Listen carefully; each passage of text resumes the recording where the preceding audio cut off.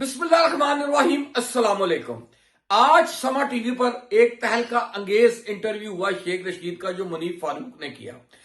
इस इंटरव्यू को देखकर मैं बड़ा हैरान हुआ कि आज मैं हंसूं, आज मैं रहूं, या आज मैं अल्लाह की उस कुदरत का शुक्र अदा करूं कि ये शेख रशीद भी मकाफात अमल का शिकार हुआ। पिछले 5 साल से मैं ये कह रहा था कि जिस जिस बंदे ने प्रोजेक्ट इमरान खान के अंदर हाथ बटाया और जिस जिस बंदे ने इमरान खान जैसे नासूर का साथ दिया, आप देखेंगे वो मकाफात अमल का शिकार होगा। और ये 2 गज लंबी कुत्ते की जबान लेकर ये टीवी पर भौंकने वाला शेख रशीद जो कहता था कि आग लगा दो, तबाह कर दो, ये कर दो, वो कर दो, जो बड़े बड़े नारे लगाता था, आज उसकी आवाज जो थी वो लरज रही थी, चेहरा शर्मिंदा था, कौम से फिर झूठ बोल रहा था। जब मुनीफ फारूक ने उससे पूछा कि तू किधर था, तो उसने कहा मैं तो चिल्ले पे गया हुआ था। उसने कहा तेरा भतीजा तो हाई कोर्ट में दरखास्त लेके बैठा था तेरी बाजियाबी की। कहता उसको भी मैं नहीं बता के गया था, दरअसल उसको पता नहीं था, उसको मैंने आज बताया। फिर उन्हें पूछा किया क्या, कहता मैंने कुरान का चिल्ला किया। हमें बताए वो कौन सी तबलीगी जमात के साथ गया था, किधर उसकी तश्कील हुई थी और वो किन जमात में किधर किधर फिरता रहा। तो कहता है जी मैं तो कुरान का चिल्ला कर रहा था, मैं तहज्जुद पढ़ता रहा, सबसे पहले तो तू मुझे दुआए कनूत सुना दे तो मैं मान जाऊंगा। ये वो खबीस, बेगैरत और बेशरम इंसान है जिस बंदे ने एक दिन पहले बता दिया था कि रोज़े रसूल पर इसने अपना भतीजा भेजकर वहां पे रोज़े रसूल की गुस्ताखी कराई। मैंने उसी दिन बोला था कि ये खबीस और कुत्ती नस्ल का इंसान, ये घटिया इंसान, ये बेगैरत इंसान एक दिन मकाफाती अमल का शिकार होगा। इस बंदे ने जितना झूठ बोला वो आपके सामने है। अगली बात करते हैं, 9 मई के वाकयात की बात करते हैं। इससे किसी को मुजम्मत नहीं की, इसने फिर टीवी पर झूठ बोला और इसने कहा कि मैं तो कहता रहा एसपीआर को, तो उन्होंने कहा जी आपकी तो मुजम्मती बयान ही नहीं आया। फिर जब इससे सवाल हुआ कि लड़ाई कहां से शुरू हुई, कहता यार वो दरअसल हमें ना आसिम मुनीर का पंगा नहीं लेना चाहिए था। वो मान रहा था, वो इस चीजों को मान रहा था, ये इमरान खान के हर गैर कानूनी और पाकिस्तान के खिलाफ जो इकदाम कर रहा था इमरान खान, ये उसको ऑन कर रहा था टीवी पे बैठकर। ये रोज कुत्तों की तरह बकवास करता था ये बंदा, और ये माना उस बात को। और इससे सवाल किया गया, इसने कहा जी अंदर से भी उसको सपोर्ट हासिल थी, यानी कि 9 मई वाले दिन पाकिस्तान की फौज को तकसीम कर कर उसमें कू कराने की जो साजिश थी इमरान खान की, उस पर ये मोहर लगा रहा था ये खबीस इंसान, ये घटिया इंसान जिसने रोजा रसूल की तौहीन कराई हुई है।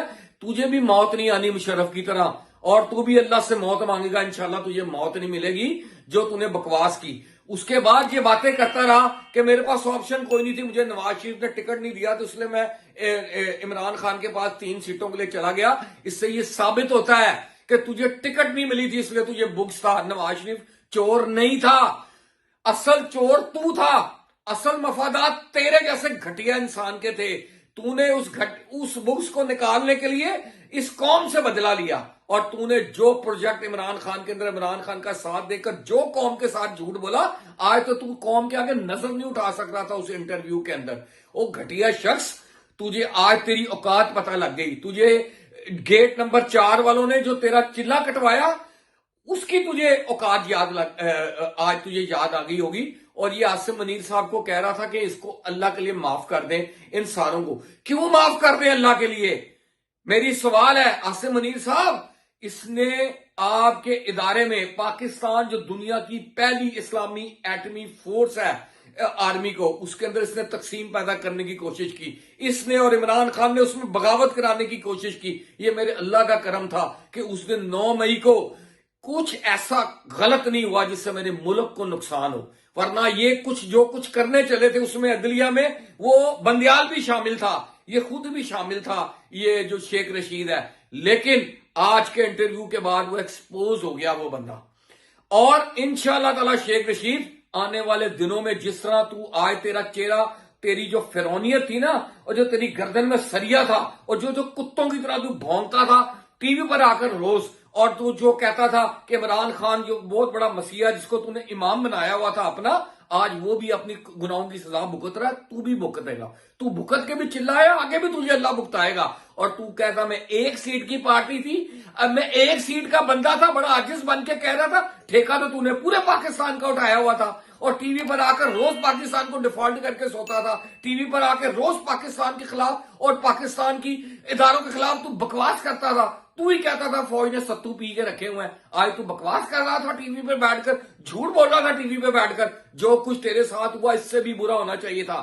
آج عاصم منیر صاحب، میں آپ سے سوال کرتا ہوں کہ آپ کو آرمی چیف لگانے کے لیے اس قوم نے 1 سال کی پی کاٹی ہے، بہت بڑی قیمت ادا کی ہے اس قوم نے، آپ کو آرمی چیف رکھوانے کے لیے لانگ مارچ کیا گیا، جھوٹا عمران خان نے اپنے اوپر قاتلانہ حملہ کرایا، 9 مئی کا واقعہ کرایا، وہ سارا کچھ آپ کو، جو آپ میرٹ پر آتے تھے، جو شہباز شریف نے آپ کو میرٹ پہ لگایا، اس کی وجہ سے ان لوگوں نے کیا۔ آج یہ مان رہا تھا، آج یہ ٹی وی پہ بیٹھا ہوا فرعون یہ مان رہا تھا، آج اس کی فرعونیت جو تھی نا وہ خاک میں ملی ہوئی تھی۔ نبی کے روزے کی اپنے بھتیجے کے ہاتھ سے توہین کرائی، اور ایک دن پہلے اس قوم کو ٹی وی پر آ کر آگاہ کیا، یہ وہ گھٹیا شخص تھا۔